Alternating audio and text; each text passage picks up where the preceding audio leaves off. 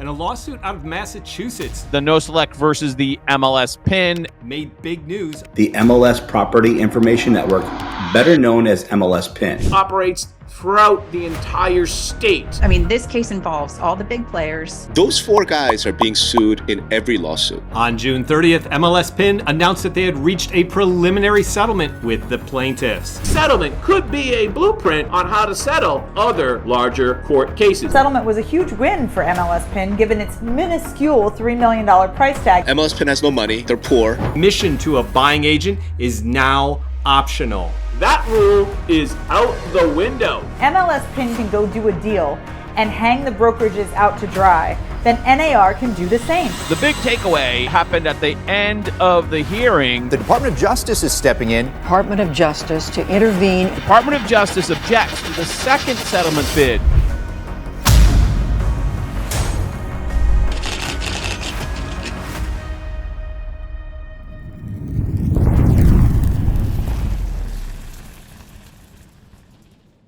Imagine you're selling your home. You hire an agent and list it on the MLS for $260,000.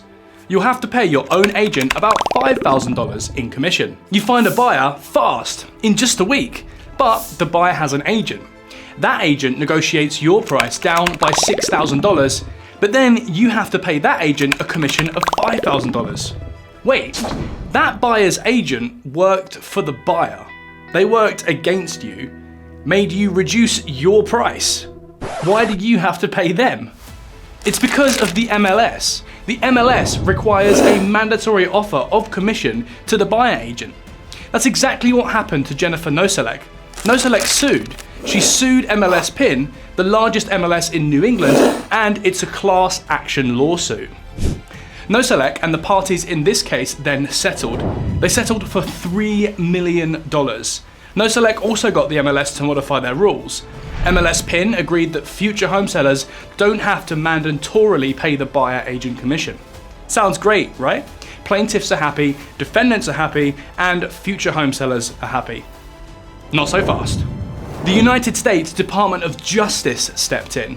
They have concerns about the settlement and its impact. The DOJ has been gunning for the National Association of Realtors and their alleged anti-competitive policies, and this is the case the DOJ has chosen to push its agenda. The Nosalek versus MLS PIN lawsuit.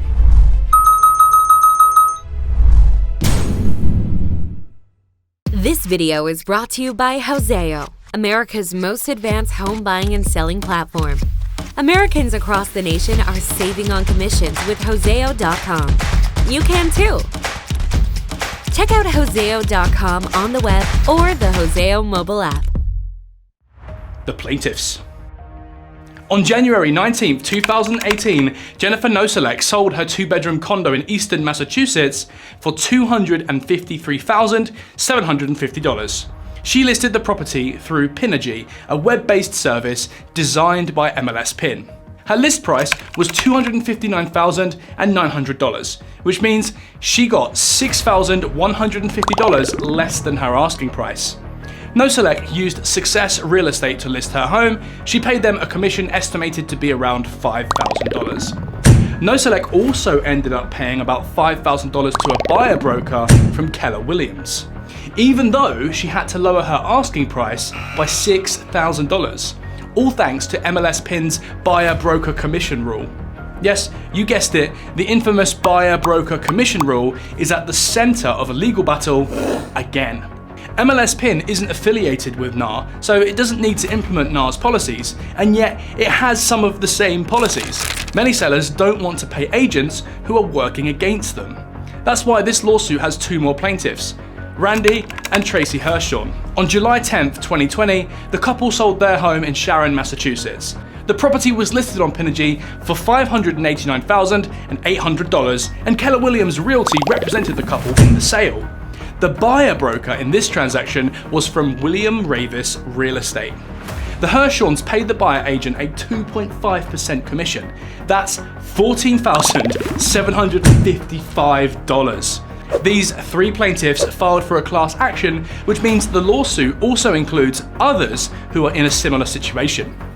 Home sellers from all over Massachusetts who sold within that period can join in on the action.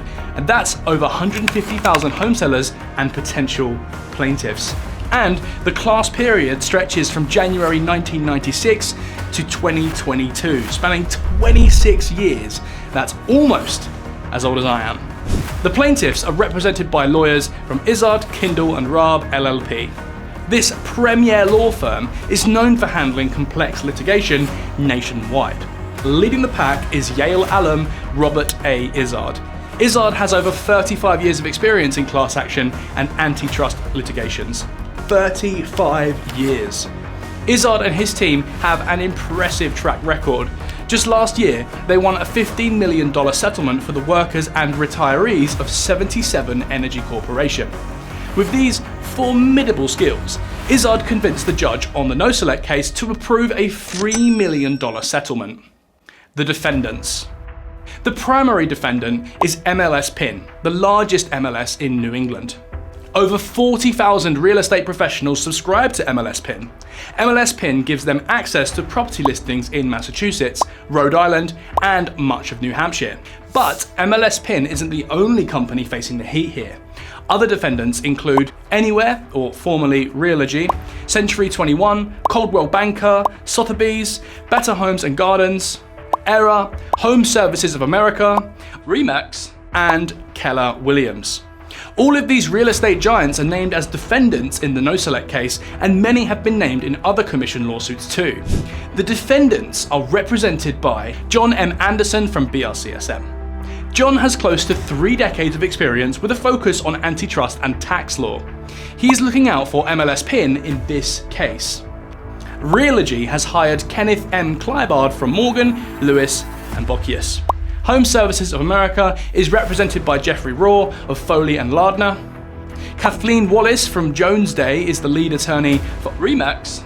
And Anna P. Hayes and David C. Cully from Holland and Knight represent Keller Williams. Every defendant has managed to rope in formidable attorneys. The judge. Presiding over the case is Honourable Judge Patty Saris. Saris was appointed by former President Bill Clinton in 1993. She graduated from Harvard Law. Then she made history as the first woman to be appointed as the chief judge for a district court in Massachusetts. She's ready for this big moment, holding the gavel for a bombshell lawsuit that could make buyer agents obsolete. The allegations. Jennifer Nosalek and her Shawns allege that MLS PIN doesn't need to follow the NAR's buyer broker rule, but they still force home sellers to pay the buyer's agent commission. Nosalek claims that the buyer broker commission rule encourages steering among buyer agents. They purposely lead their clients away from homes with lower commission fees. How do buyer agents do this? Well, buyer agents can scan MLS PIN for listings with higher commission rates. This forces listing agents to offer an industry standard rate of 5 to 6%, just to get buyer agents to promote their client's property to their buyers. The plaintiffs allege 2 anti-competitive aspects of MLS PIN's policies. The MLS rule forces home sellers to pay buyer broker commission, and that sellers cannot negotiate these buyer broker commissions even though they are the ones paying them. The settlement. On June 30th, 2023, MLS PIN agreed to settle the Nosalek case. The company was about to change its buyer broker commission rules too, allowing sellers to negotiate or simply say no to buyer agent fees. Given MLS PIN's vast coverage, that policy change would have had a massive impact. As part of the settlement, MLS PIN agreed to a $3 million compensation. They also agreed to get rid of the rule that says sellers must pay buyer brokers, make sure the seller's broker tells their clients they don't have to pay the buyer's broker, allow sellers and buyers to negotiate commissions with both agents. If that had gone through, it would have impacted all future sellers and buyers in Massachusetts. Sounds great, right? But the United States Department of Justice was not impressed. The DOJ demands extension. While the DOJ does agree that increasing broker commissions is a concern, they say that simply allowing 0% commissions does not fix the problem. Here is a direct quote from the motion filed on October 4th by the DOJ. Pursuant to its mission, the Antitrust Division is concerned about policies, practices, and rules in the residential real estate industry that may increase broker commissions. The DOJ requested the court to push the final approval hearing from Jan 4th, 2024 to March 7th, 2024. The DOJ needs this additional time to properly assess the impact of the settlement. Specifically, the DOJ wants to investigate whether the MLS rules restrict competition among brokers, inflate commissions, or mislead consumers. And the DOJ feels this settlement may not accomplish that. There's a deeper problem that needs to be addressed. The plaintiffs oppose. Nosalek and her fellow plaintiffs quickly filed a motion to oppose the DOJ. They said the department can't explain any specific issues with the proposed settlement. Their only explanation is that they have concerns. But the DOJ won. The story doesn't end here though. Plaintiffs file amendment. On December 13th, 2023, Nosalek and the plaintiffs shared an amend settlement to satisfy the DOJ's concerns. Good, but not good enough is how the DOJ responded to the new settlement. In a very short letter addressed to Judge Saris, the DOJ asked the court to allow the United States until February 15th, 2024 to file a statement of interest. The letter did not specify any of their concerns, only that they continued to have them. The story continues. On the one hand, the DOJ is fighting NAR about buyer-broker commissions. On the other hand, they're stalling settlements that could change how commissions are structured. The department isn't just scrutinising the Nosalek case, it has even reached out to the plaintiffs in the Sitzer Burnett case to discuss the $1.8 billion verdict, which likely means that someone from the DOJ is having regular conversations with Michael Ketchmark. The Department of Justice, without actually coming out and saying it, has basically said that they want the buyer pays the buyer fee and the seller pays the seller fee. DOJ and Ketchmark, that's a formidable opponent for NAR and the major brokerages. I feel like the next few months will be interesting.